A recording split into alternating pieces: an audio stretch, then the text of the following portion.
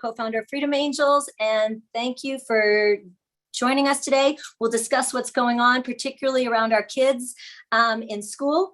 LAUSD and Culver City school districts have both just issued mandates recently around requiring the COVID-19 vaccine for kids 12 and over, anyone that is deemed eligible. So we got a lot to talk about there around their abuse of authority and what you can do about it. Absolutely. So please share this video with your friends. You can register your email at freedom-angels.org. Our information is incredibly censored. So today we're going to go through what exactly the school boards can and cannot do. We're going to talk about SB 277 language amendments, and we're also going to go over 504 plans and the codes that your children are not going to be suspended, and if they follow the laws. So thankfully, we have someone here, Tara, who did work within 277 and does understand the way the amendments work. So we have a lot of information. Please grab a pen and paper and let's get started. Tara, you want to go ahead and start? Yeah, and I also want to add, one of the most important things you'll ever hear Denise and I say or do is to get connected locally with people in your community. It's from the ground up that we connect, that we build, that we create a new way forward, and that we create the world we want for our kids. So in this chat, please use this chat as a find your tribe. We've got incredible people from different groups here that run local groups in the Southern California area. If you run a group in any area, please connect, find each other, drop your group links, and make sure if you're on here that you're looking to meet people. Use the chat as a find your tribe. Really important. Absolutely. Okay. All right, Let's get into the meat of it. Yes. So just for those who don't know, LAUSD, that's Los Angeles Unified School District, is the second largest school district in the nation. There's 600,000 children. They just, the school board unanimously decided to mandate the COVID-19 shot for children 12 and over, anyone, quote, eligible. You know, that will also be extended to every age once they're, quote, eligible. This is an overreach of their authority. The school board does not have the authority to do that. Neither does the superintendent of schools for the district. Culver City, California, Culver City School Unified School District did the same thing about a week ago. They've already received a cease and desist letter from the attorney for CHD California, which is really the basis of the stuff that we're going to talk about here. So in 2015, the legislation, the bill SB 277, removed the personal belief exemption for childhood vaccinations in California. And part of the process of the battle against that legislation led to a bunch of different amendments. One of them included an exemption for children on IEPs and 504s. That still stands. Use that. You have the ability to use that. And there are groups and people that will help you fight and navigate that process. Still use that. There was also something that we called number 11. Number 11, there was 10 different vaccines that were on the schedule as of 2015 for mandated for school. That one of the number 11 gave the authority to the California Department of Public Health to add through order or regulation and any other vaccines that they might deem that they want to add to the schedule for childhood school participation in California. This includes private and public daycare, preschool, K through 12.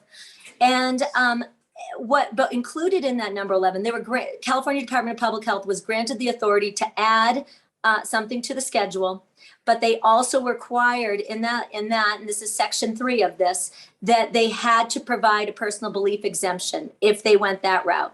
The only other route for a vaccine to be added to the schedule is through the legislative channels. The legislative channels are theoretically the channels that the people, we the voters, have our voice heard through.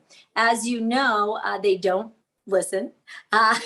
Again, this is why it's important to push back at the local level, particularly with your state district reps and in your local boards of authority. But what this means is unless the COVID-19 vaccine, and I'm going to add this to say, this applies for anything beyond the 10 vaccines that are listed in the text of the bill SB 277, from 2015. So this means that if anyone tries to tell you there's a flu shot requirement, if there's an HPV shot requirement, or what we're up against now, the COVID-19 shot requirement, their only way those can be brought forward in a mandate is through the legislative process, which has not happened on any of those yet, because honestly, the legislators don't want to take responsibility for that. And, they should be careful. That's a stain they're going to have to carry for their life if they choose to do that. This is very controversial.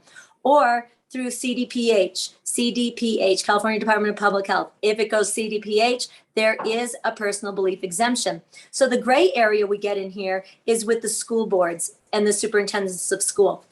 They have stepped outside their bounds of authority to say that they can mandate this. They literally do not. And we will tell you that they, just like a doctor will not tell you there's pathways that you have the right to choose not to, the schools will not tell you either. And here they are forcing people, as we like to say, a game of chicken, right, Denise? Or a game of challenge. They're forcing parents to have to challenge them back. Unfortunately, most parents won't know that. This is why it's so important that you're here learning this information and that you network and connect and share this information with others. Because again, one, they don't have the authority. Two, they have the responsibility now to inform people that they don't have the proper channels of requiring or mandating this. And, I want to say it's really important to know this. Legislative processes, they take a while. I mean, they have this window where they can do gut and amends, which we're just out of after today in California, that they can move things through quickly. But generally, they take a bit of a process, and they take a process to unwind. But any policy, regulation, order, anything like that, those things can be changed quickly, whether it's your private business or a school board. They make a decision one day, they can turn around and make a new decision the next day. So just remember that also. These things aren't set in stone. They're pushing and challenging people. Denise, do you want to jump in on that real quick before we go to the Yeah, let's talk about that. A lot of people think that there's a silver bullet to all of this, right? You're going to download a piece of paper, you're going to fill it out, and you're going to give it back to them, and it's going to be accepted. They're going to fight you every step of the way. So be prepared for that. It is important. This is why we have Meet Your Local Tribe, to do it collectively and to do it together. Go online and grab the text of the bill and understand what it says. It's the second paragraph. Understand that it says that it does provide this personal belief exemption. And if anybody has the link to Children's Health Defense cease and desist letter, please put it in the comments for us, and then we will share that in our platforms. But this is where we need to stop being so complacent, where we have to understand we are the people in power at this point. They've just made us feel and made us believe that the whole process is very confusing and that we don't have a say in what's going on.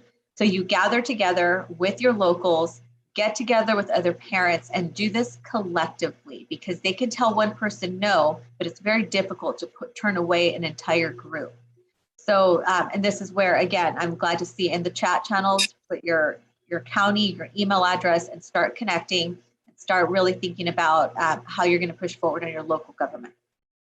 Yeah, there's a lot of groups right now, especially down in they're popping up.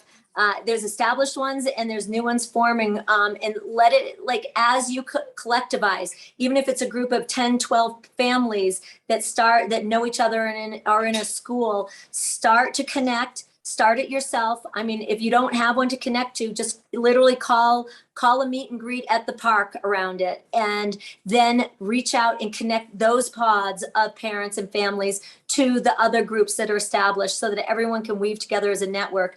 It's really important. So the great thing is that we've got a really strong challenge back. They don't have the authority to do this. So they've received a cease and desist letter in Culver City Unified School District. I'm sure there's one coming for LAUSD. I'm sure there's lawsuits on the horizon if they don't remove these mandates and inform parents properly around their rights to refuse this.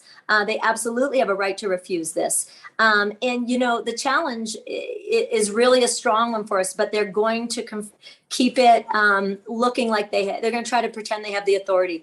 One of the things that, besides meeting and organizing with local people, if you go back to when we founded Freedom Angels in 2019 and we occupied the California Capitol for 11 days in resistance, and then again, when we were in New Jersey, helping protect the religious exemption there, what's required are feats of sacrifice and endurance. This means that as you network together, when you're coming up with your strategies of engagement around emails, around going to meetings, around protests, around phone calls, and lawsuits and letters.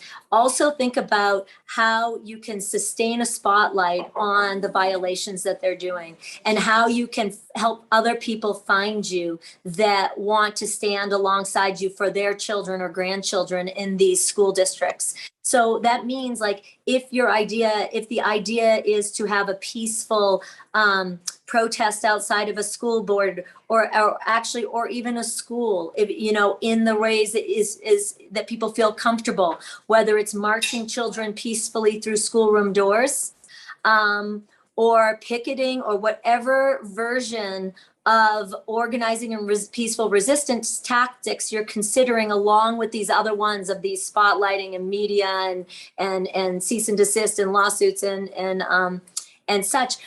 Need to think about it in a sustained manner. One day is not going to do enough. So think about, if you start to hold the space, this is what we did in 2019. We called for the space and we held that space. What you can do is start to say, we've got 20 parents that are going to be here, and we're going to rotate another shift of another 100 parents tomorrow, and then keep calling out for shifts of people to take. And even if you're just doing it in a 2-hour block of time, you want to show that you are going to relentlessly be standing against this violation, that you will not allow this for your children, and that you're going to stand peacefully together. But it's going to require that kind of mindset and that kind of peaceful organizing tactics. So, I want to, if you did not see it, a couple days ago in Michigan around the mask issue, a good lot of maybe 25 children with their parents standing behind them,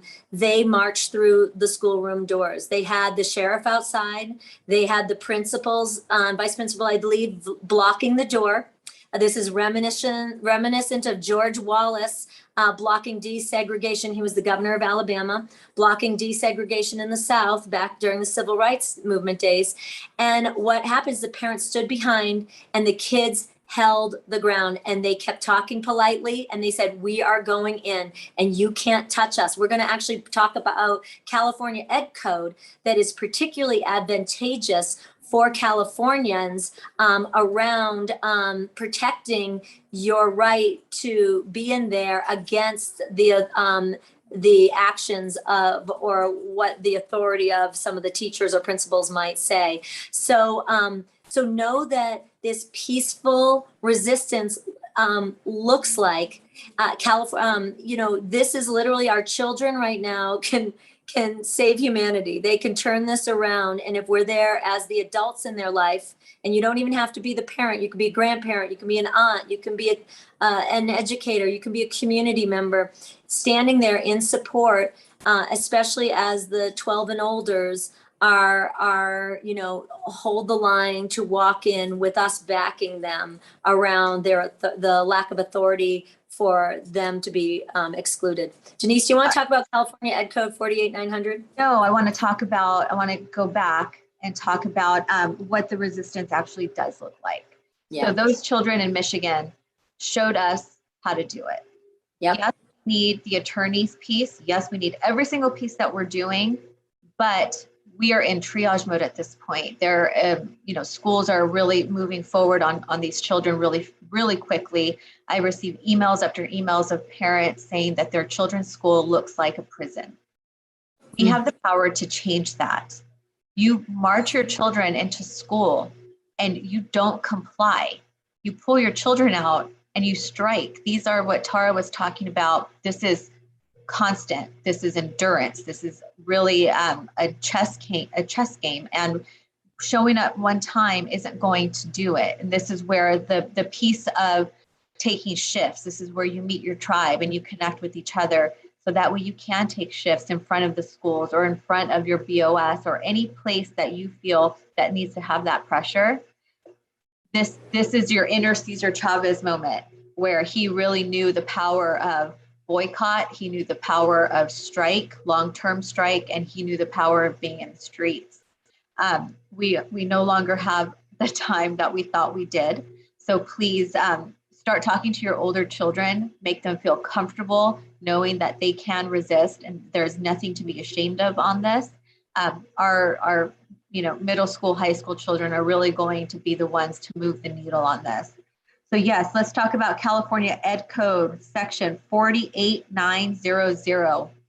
This came about for equity, right? When they originally started this, it was because the state said that too many children of color were being suspended from school for no good reason. So they created this education code, which says that children K through 8 cannot be suspended for defiance. It also states that children in high school cannot be expelled for defiance.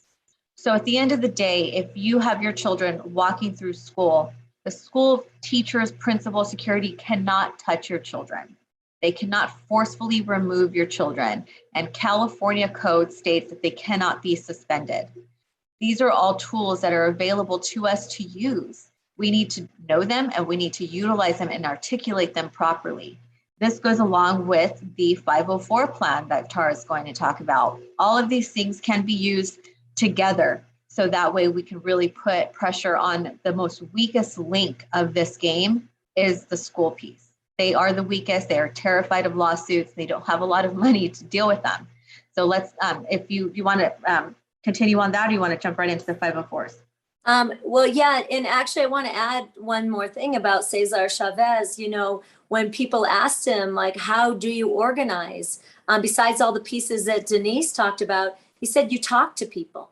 And that means you build relationships. You do it on the ground in the real world. That is fundamental to this.